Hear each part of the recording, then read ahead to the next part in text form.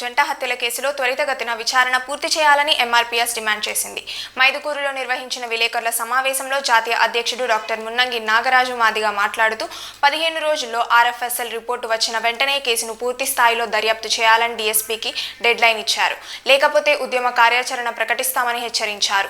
82 రోజులు గడిచినా కేసులో పురోగతి లేదని, కడప జిల్లాలో దళితులపై దాడులు, కేసుల్లో సరైన విచారణ జరగడం లేదని ఆగ్రహం వ్యక్తం చేశారు.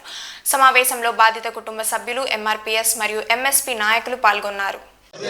వర్ధిల్లాలి పద్మశ్రీ మందాకృష్ణ మాదిగ గారి నాయకత్వం. జోహార్ సతీష్ మాదిగ, జోహార్ ఓబులేసు మాదిగ, జోహార్ సతీష్ మాదిగ, జోహార్ ఓబులేసు మాదిగ.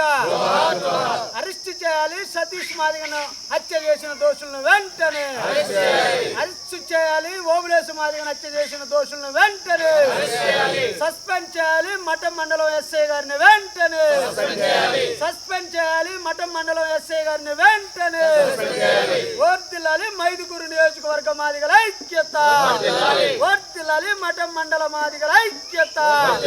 జోహార్ సతీష్ మాదిగ, జోహార్ ఓబులేసు మాదిగ.